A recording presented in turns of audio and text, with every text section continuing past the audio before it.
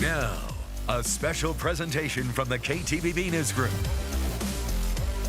Bronco Roundup Game Day starts now. What a beautiful evening as football returns to Albertson Stadium for the first time in 302 days. Tonight, the Boise State football team hosts Portland State for their 2024 home opener. Brady, we have waited a long time for this moment, but a capacity crowd tonight going to usher in somewhat of a new era, a new video board last year, new speakers this year, a lot to be excited about this evening. I mean, and take a look at the tremendous start that Boise State has had this season, hanging with Oregon, then a week off, and now finally they're the last team in the FBS to make their home debut. This might be the most packed I've seen it, about an hour away from kickoff. You can see the student section behind us is filing in. The tailgates were packed. The energy is going to be insane tonight. Brady and I were even a little excited, so we got down to the stadium a little bit early. Went through the parking lot, tailgating galore, a fun energy as Boise State comes back home for the first time this season with a 1-1 record. Good evening, welcome on into Bronco Roundup Game Day. I'm Tust, he's Brady Frederick.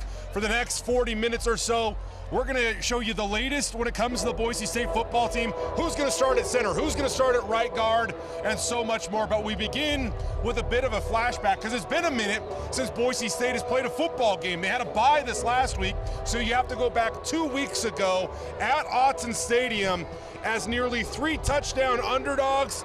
Ashton Jeanty rushed for 192 yards. He had 3 touchdowns, but Oregon converted on a last-second field goal as time expired to give them a 37-34 victory, breaking the hearts of Bronco Nation. A look at the tail of the tape of tonight's matchup. On the left side of your screen, you have Boise State. On the right side of your screen, you have Portland State. It has been a tough season so far for the Vikings. 0-2 on the year, giving up a ton on defense. 56 points per game they're allowing. And by the way, their game last week was actually canceled due to an outbreak of whooping cough within the team. Now, the players have gone through protocols. Everything's good for tonight. And now Boise State's going to look to improve the 2-1 on the season. Trying to continue their successful ways on offense, Brady, maybe get a little better on defense. Yeah, absolutely. It's fun to see Tyrese Shakir, the brother of the former standout Boise State wide receiver and current Buffalo Bill, Khalil Shakir. Definitely a guy that they're taking a look at tonight. He's an elite pass defender. Now, of course, it's been 302 days since Boise State last played on the blue, and tonight we finally get to see if it was all worth the wait. I have a feeling it's going to be.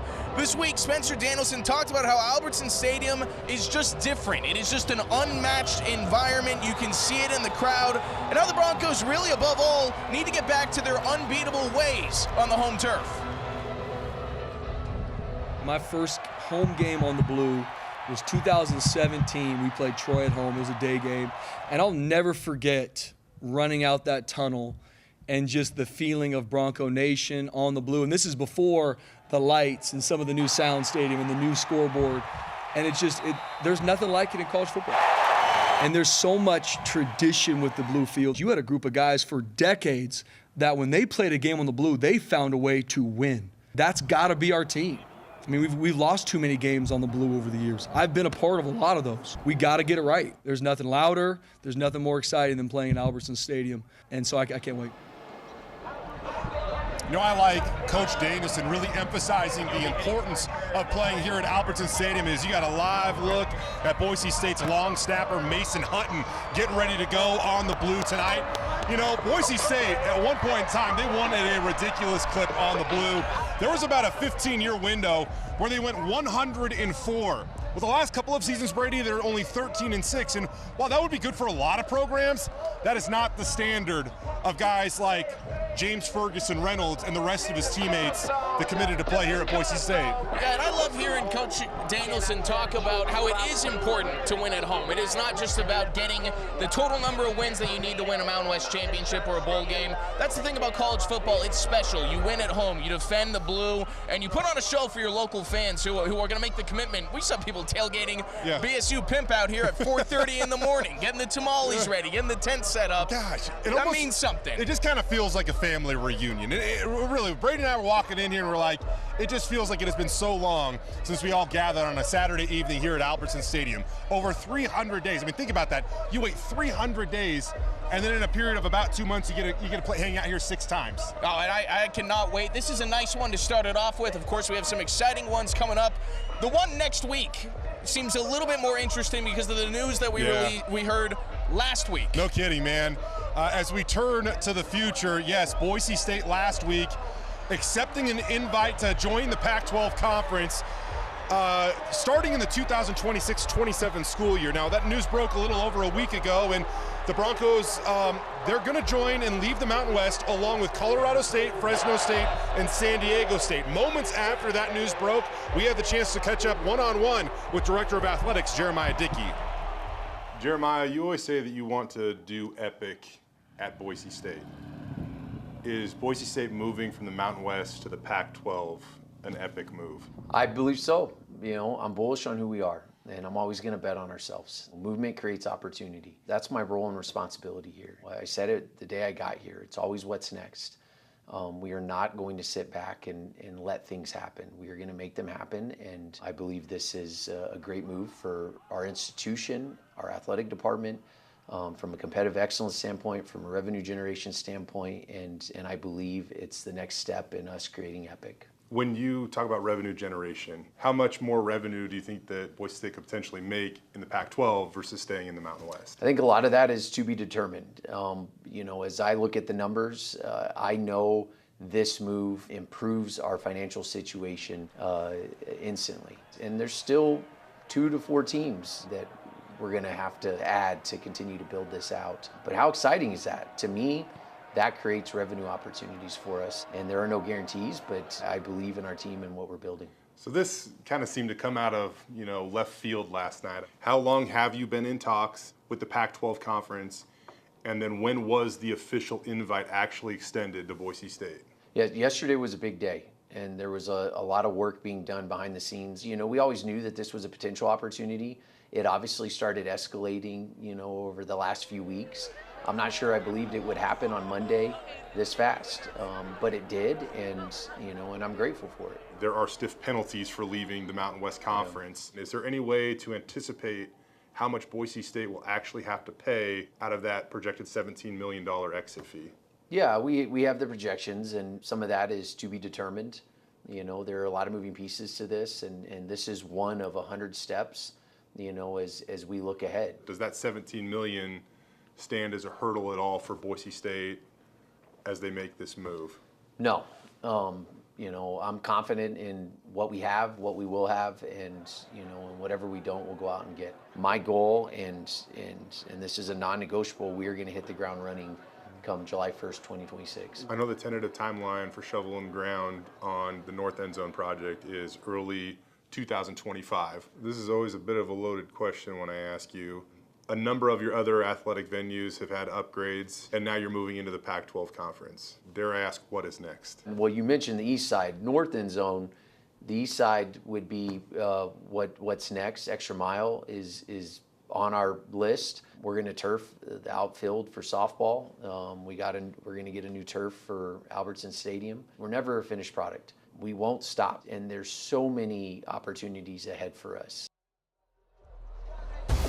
That's kind of news to me at the end of that. New turf on its way to Albertson Stadium. It might be 1 or 2 years out.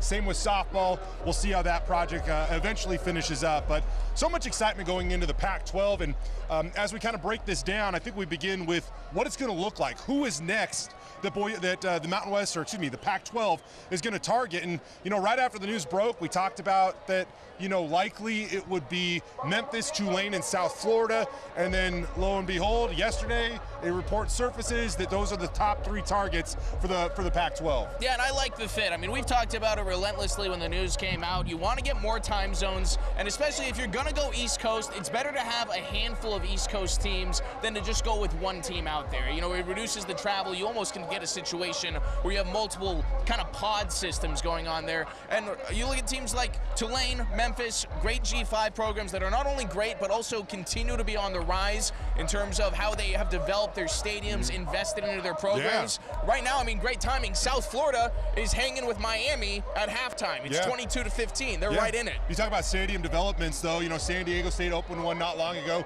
Colorado State, same deal. Memphis is about to undergo massive renovations to the Liberty Bowl. Boise State, we know the North End Zone project supposed to be finished in time for the start of the 2026 season, right in time for Boise State to be going into the Pac-12. That could be an epic home opener with even more energy than what we're experiencing tonight. I know a lot of people have been talking about UNLV. Why weren't they extended an invite? Well, I don't believe the conference thinks they need UNLV to be in Las Vegas. I believe UNLV is on the list. They're just not at the top of the wish list. Once they make their way through Memphis, Tulane, South Florida, then the Pac-12 is going to go to, honestly, kind of their plan B, and I believe UNLV would be involved at that point in time. I think UNLV is a team that is absolutely in the mix, and maybe the question is more financial. I mean, there have been rumors that the Pac-12 is going to use their war chest of funds to help pay for some of these Mountain West teams and their exit fees. Maybe they're saying, hey, UNLV, we'd love to have you, but we're not giving you that treatment. We don't have an infinite amount of money. You're going to have to pay your own way to get in here. Yeah, so we'll have to wait and see on that. When it comes to exit fees, the Pac-12 is certainly going to help Boise State. To what level, that's still being negotiated. We'll kind of have to wait and see and continue to monitor that story. But you can see the Broncos taking the field behind us, the countdown to kickoff right in the corner there, 27 minutes to go. You can see Zach Holmes got his first career start 2 weeks ago against Oregon, starting back in his hometown state. Pretty cool right there, and right in front of him, Jason Steele, who's really coming along as a redshirt freshman. I think he's going to play a role at that center position before too long.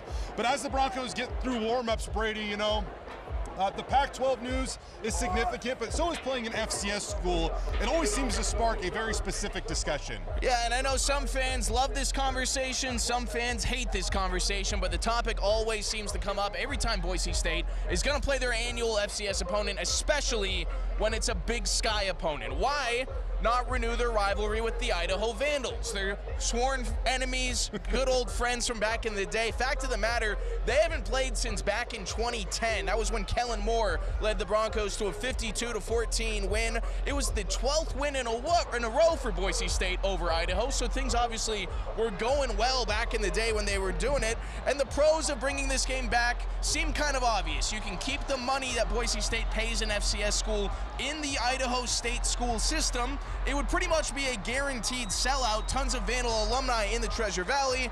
And the Vandals are looking great, the best they have looked in decades. We might even see a really exciting game. Earlier this week, I asked the head coach Jason Eck of Idaho, and he would love a shot at the Broncos. Yeah, we would love to play him. I think we had it worked out where we could have moved some things around and played him this year for that game, but they didn't want to play us for whatever reason. But I do think if they're playing a Big Sky school and we're playing a Mountain West school like we have the last 2 years, it would be great to play each other. And I think a lot of it, I think it's good for the state economy, if nothing else, because they're paying, I'm sure, $400,000 or something to Portland State, where that money's going out of the state. And I'm not selfish to play them every year. I think the Boise State should play Idaho State one year, Idaho, and just kind of rotate that. But I would love to play them. We'd be open to it if they would want to play us.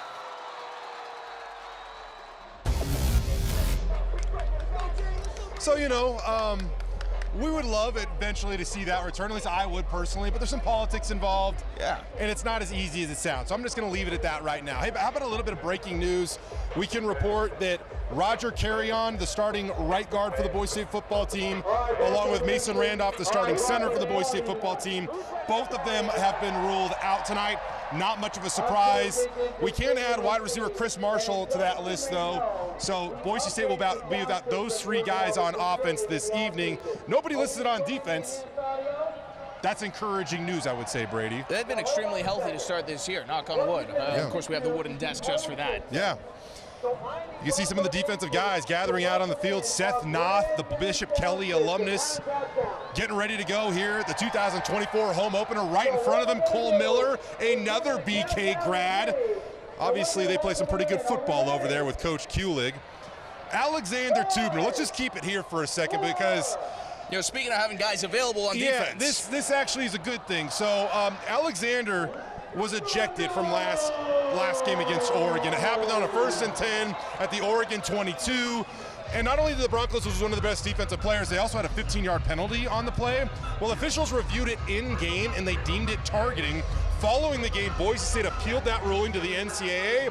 They later came back and said that the call was incorrect and Tubner should not have been ejected. That means that number 34, right in front of your eyes, will be available in the first half tonight against Portland State. It's one of those things, to be honest. It is what it is. Frustrating that it happened in a game. Once again, football is a game of momentum.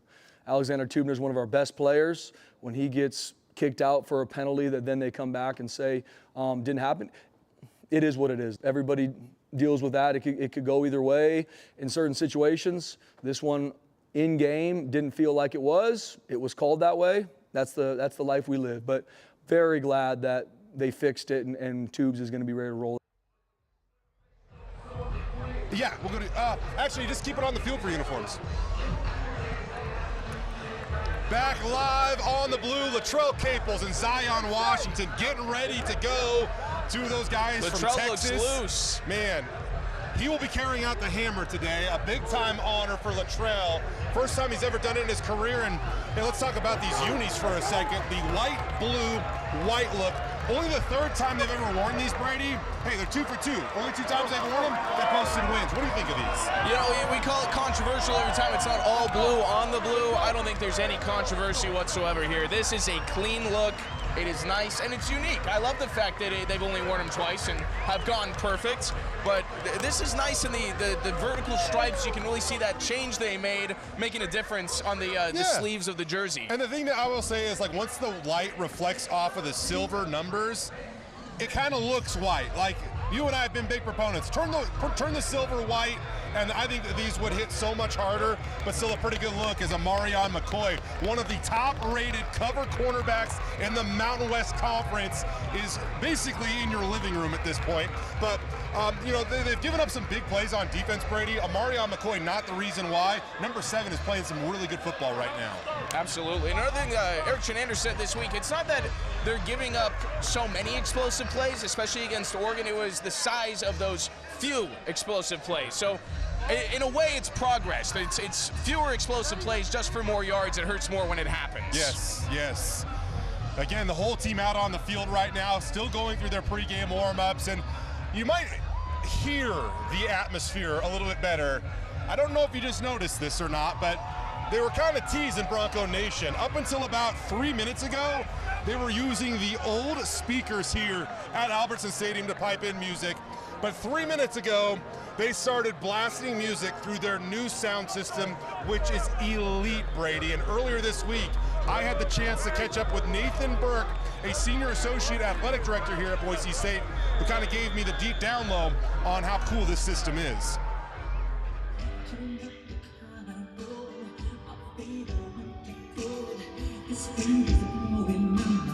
Well, we've been working very diligently on trying to improve the fan experience here at Albertson Stadium. And this year, the newest addition is the sound system.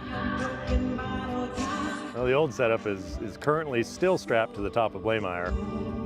Very old, it's well past its prime, so you can look and you can count. There's 4 speakers and 2 subwoofers. I think 2 are still functioning.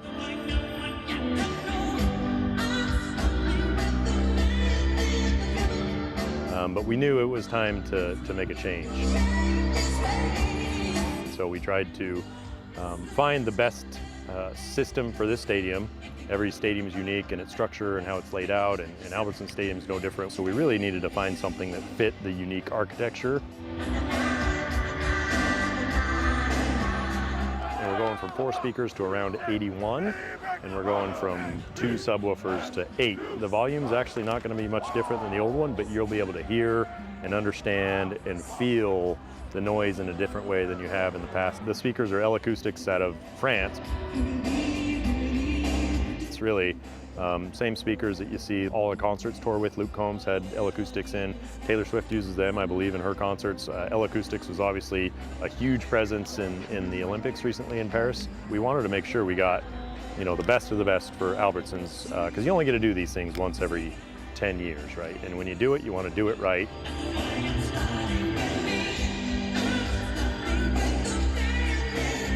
The theory is that no matter where you sit in the stadium, you're gonna have the same audio experience, and that the sound is hitting your ear at the same time, whether it's coming from the south end zone video board or the speakers located on the very north end of our underhangs. I got here 3 years ago and we didn't have any of this, and now it just feels different. The night games here, what a special time to be in Albertson Stadium and experience the lights and the boards and now the sound.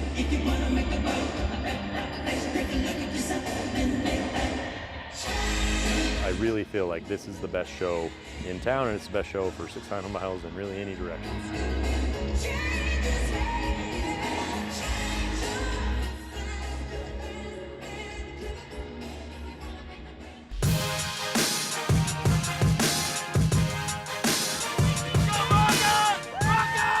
Without further ado, man, I got to thank Bronco Nation for 3 sellouts in a row. I mean, that is huge. Testament to our fans, testament to this fan base. We have the best fan base in the country.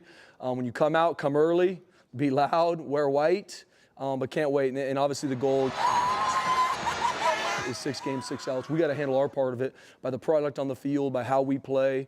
But once again, Bronco Nation, thank you so much for selling these first 3 games out. We will be ready for the opponents that we play on that blue, and we're going to work our tail off to protect it.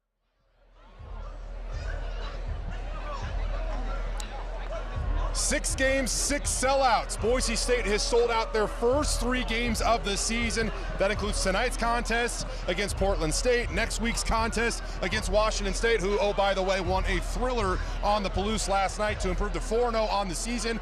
And then 2 weeks from now, the home opener, or excuse me, conference opener against Utah State has also been sold out. So a pretty cool achievement there for Boise State to sell out those 3 games already. Especially when you take a look at tonight and next week against Washington State. I mean, those are very late kickoffs. So it really says something that the buzz is here for Bronco Nation. They're not making the excuse that they have to stay up late. They're buying their tickets and selling these out weeks ahead of time. Yeah. Let's get you back down live on the field because, again, these guys are going through pregame warm-ups with about 16 minutes to go until kickoff. I will say this, we have been informed that there has been a slide put into effect, so kickoff actually is 22 minutes away. It will happen at 8 o'clock right now. You can see Maddox Matson on the field. You know, the passing attack was a bit of a conversation following the Oregon game, I would say, to put politely, Brady.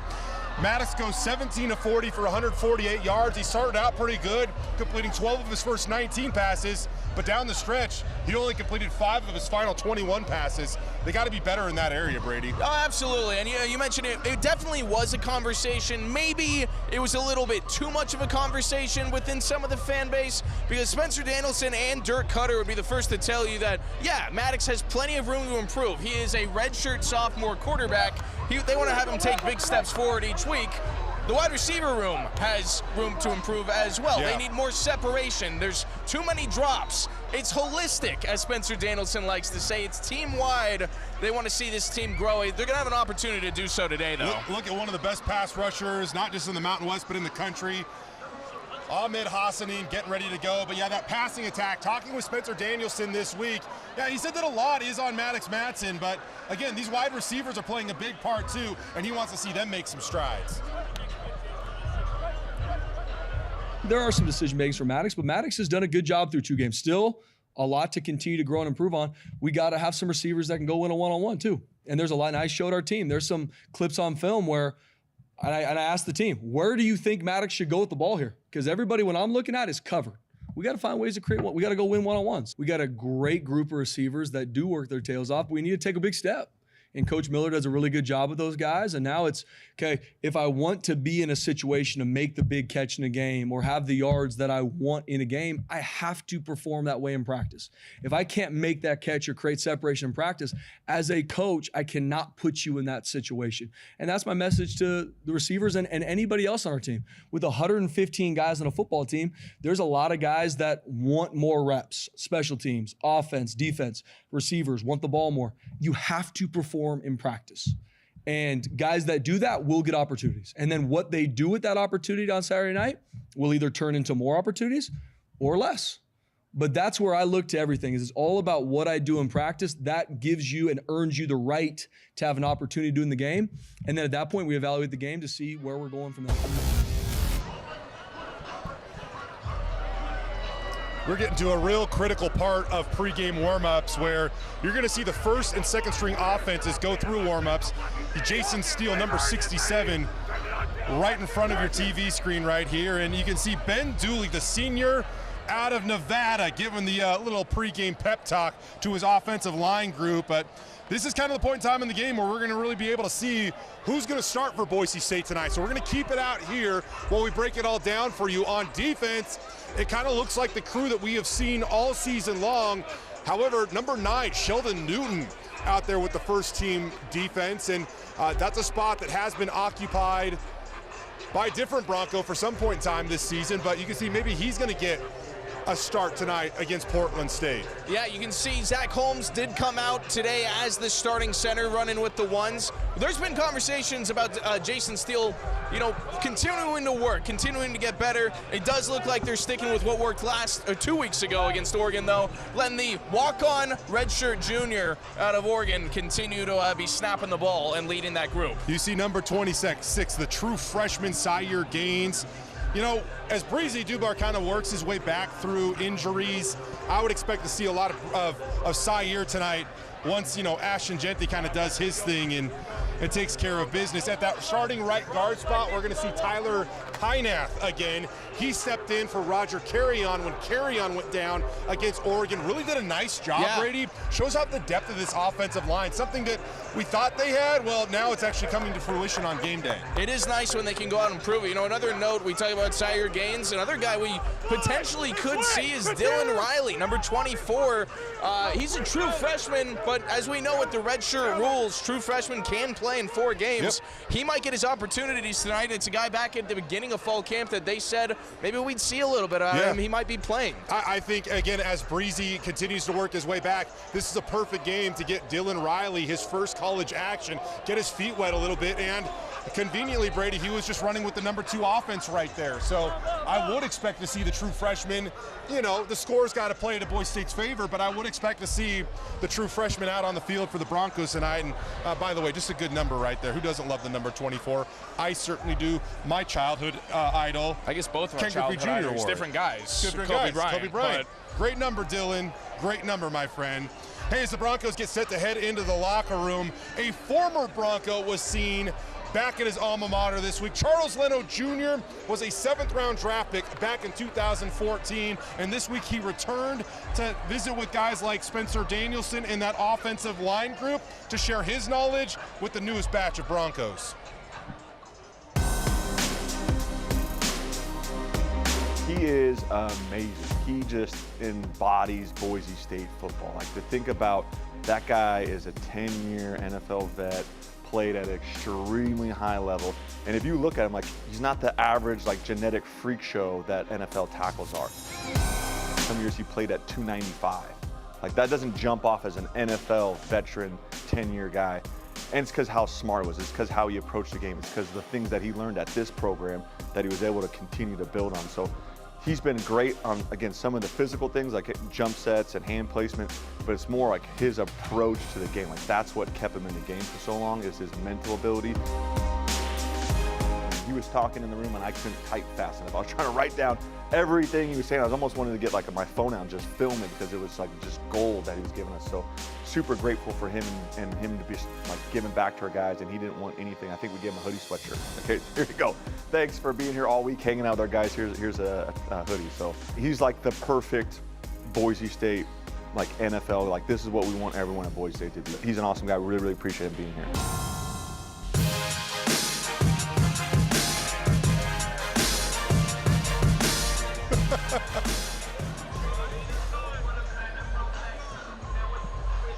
Some of the best members of Bronco Nation beginning to file into Albertson Stadium, and they want to watch this guy in action. Number 2, Ashton Jeanty. So much Heisman hype in Brady. He has done nothing but back up that hype so far this season. 459 yards rushing, second in the country, despite having a bye week last week. Yeah, it's crazy to see. My favorite stat, and we've talked about it relentlessly, 9 rushing touchdowns already on the season. Not only is that the most of any Mountain West team, tied with Nevada, who had an extra game to do it, but we're also talking about the fact he did it on 45 carries. For people who are good at the quick math, 20% of his carries have resulted in the Broncos getting into the end zone. That's insane. I mean, I'm okay at quick math, but we also had 2 weeks to look that up. But you're right, that is absolutely insane. You know what's also insane? Trying to find the craziest Ashton Jeanty stat. He's averaging 21.7 yards per carry in the fourth quarter. That might be the craziest. That's insane. So there's a good chance that's going to be untouched at the end of today, That might be untouched at the end of the night. Yes, you're exactly right, Brady. But excited to see Deuce in action on the blue tonight. And, well, he's going to be running behind 7 Deuce, I guess. 72, Zach Holmes. We touched on him a little bit earlier, but really he's a fun story, Brady. Oh, and, yeah. He does something that this program is known for. Embodying that walk-on mentality and making the most of every opportunity as the coaching staff just walks by, going up to the press box, getting closer and closer to kickoff here on Bronco Roundup game day. Yeah, Zach Holmes has had a pretty wild journey. Recruited mostly as a tackle out of high school. He's my height. He's 6'2". He's much bigger and stronger than me, of course. But he walked on to Oregon State. That was his best opportunity to stay local. Eventually, it didn't work out there. He found his way here to the blue, where he will make his second career start, it looks like, and his first start on the home turf. Carrying on that walk-on tradition, that underdog spirit that this program has been built on. Bronco Roundup's Roadmap to Victory is sponsored by your Treasure Valley Ford stores. An embodiment of the underdog spirit, Zach Holmes is undersized as a 6'2" lineman. That was the thing that you're hearing from every coach, you know, we love you, but you're 6'2". Well, we love you, but your arms are too short. And thus, under-recruited out of high school, eventually walking on to Oregon State. It's hard not to let that doubt creep in. But after 2 years without any playing time, he landed in Boise through the transfer portal. You know, you hear about the history of Boise State with walk-ons, you know, just looking to other Oregon guys like Tubes and under-recruited guys earn their way onto scholarship, earn their way contributing on the team, so. The mindset was to always prepare like a starter. I knew that eventually my time was going to come. Still, he didn't see the field in his first season. And he's been a guy that's never once come in my office and be like, hey, how come I'm not getting more playing time and what do I need to do? Like, he's just put his head down and worked and worked. Finally, at the end of the Georgia Southern game, he got the nod to replace an injured Mason Randolph. His first time ever snapping the ball in a game. I was a little, I mean, if you watch the play, I'm kind of like messing with the ball because I was almost like nervous for the play, but yeah, it was crazy. No! Nerves aside, Holmes held his own, leaning on his preparation. You know, when you're an undersized guy too, you kind of have to separate yourself as far as like your intelligence in the game and everything like that. And managing the responsibility of being a leader on the offensive line. That's why he got the nod. He's the dispatcher. Like, he's dispatching the whole entire offense and making sure the quarterback center exchange is good, making sure the calls are good, making sure the protections are good. It's like, that's all you can ever ask for your players. It's like, I just want you to be your best. You don't have to be an All-American, an All-League guy, an NFL guy. Just be your best. And if you're your best consistently, it's our job as coaches to kind of design it to put you in a position where you can be successful. That earned him his first career start. The Oregon native fulfilling a childhood dream playing at Autzen. And growing up as an Oregon kid, there's no denying that your whole life you're dreaming about getting on that field. After the game, I had people reach out to me like, oh, I'm watching the Ducks and there's Zach Holmes. You know, they kind of forgot I was still playing college football, so. Despite injuries sidelining 2 key starters, the offensive line has remained one of the brightest spots for this year's Boise State football team. Holmes gives a lot of credit to the leadership, guys like Mason Randolph continuing to set the pace, even off the field. Mason's out there, he's right behind me after every play. So, I mean, I go out there, something doesn't feel right, I can turn around and ask Mason a question. He's right there with an answer. He's always watching, always ready to pick me up. So that's been a huge part of it, is how much these guys support each other on our O-line, and we're a really close unit. We continue to tease you with that countdown to kickoff. Right now, it has been extended a little bit. Going to happen at the top of the hour, an 8 o'clock kickoff. This game's going to air on FS1, and they have utilized that slide window to bump this game back a little bit later, because some of the games prior to tonight's game between Boise State and Portland State went a little bit longer. But a fun story about Zach Holmes. Excited to see him in action tonight against Portland State. And this will be a little bit probably of a better setting versus starting on the road against 9th-ranked Oregon. Yeah, absolutely. I mean, as we kind of get into our keys of the game a little bit, I think it's important to note you want to respect every opponent, but Portland State has struggled seriously this season. They've given up the 3rd most points of of any team across the FCS, and they've only done it in 2 games. That's not average, that's total points. Yeah. Boise State's offense has a serious opportunity to not only get out there and do some big things, but to get off the field quickly, get guys like Ashton Jeanty, Maddox Madsen a break, and see what other guys have to offer as we continue through this season. Yeah, for me, my key to the game, it's so simple, but just show up tonight because Bronco Nation has showed up. I mean, this stadium, it's got to be 80% full, and we're still 20 minutes before kickoff, and usually there's some late arriving fans, but they want to be here to see the new video board, hear the new sound system, and the lights in action right now. And hey, one thing that I love about these late kickoffs, at least to begin with, Brady, is the fact that you can actually see everything on full display right now. Last year when they debuted the new lights, it was an early kickoff, so we couldn't even see them. Tonight, you're going to get the full effect of everything. I was just thinking that not only the new speaker, all the things that are new, we've only seen the lights in action a few times. They're incredible. It makes a massive difference just to the environment, the blue chaos that they're trying to develop at Albertson Stadium. The starting lineups being announced over the big screen, and Prince Strong going to get a start tonight. Looking for him to make a step tonight. Got off to a little bit of a slow start this season. Latrell Capos has gotten off to a great start this season. Leads the team with 10 catches, has 132 receiving yards. The only receiver with more receiving yards, his Lancaster buddy. Both those guys from Lancaster, Texas. Cam Camper, 151 receiving yards on the season. So looking for those guys to continue to make an impact. And by the way, they just did announce that Zach Holmes is going to start at center tonight. And on the wide receivers, those two have been great. They're doing a great job, not only receiving, catching the ball, blocking, pass blocking downfield. They've looked incredible, but I'd love this opportunity today to get some more wide receivers involved. We've heard Dirk Cutter since fall camp say he's got 8 or 9 guys in that wide receiver room he thinks could get serious playing time and contribute. Oh, wow. How about this? Ashton Jeanty. Blitz the T-Dog. Might have got a bigger cheer. Might be the top 2 biggest cheers. I can't believe they went back-to-back on us with that right there. Too much fun here on Bronco Roundup Game Day. With that in mind, we are going to wrap this up live from the Blue. The home opener just about 15 minutes away. Coming up tomorrow night on Sunday Sports Extra, Tom Scott's going to join Brady, Frederick, and myself. We're going to break down this game, extended highlights, post-game reaction, everything you need to know about what happens tonight here on the Blue between Portland State and Boise State. Tonight's kickoff at 8 o'clock on FS1. And of course, you can follow Brady, Frederick, and myself on social media for any updates you need to know in-game. And I know it's a late one, but we will be live streaming the post-game press conference. Spencer Danielson plus a pair of student athletes who are hopefully talking about a big win and maybe how some guy came off the bench and had a big night. Hopefully it's nothing crazier than that. Right, exactly. Seeing those backups succeed for good reasons, like blowout victories. All right, everybody. Anything else you need, visit KTVB.com. Any story you missed this evening is up right there.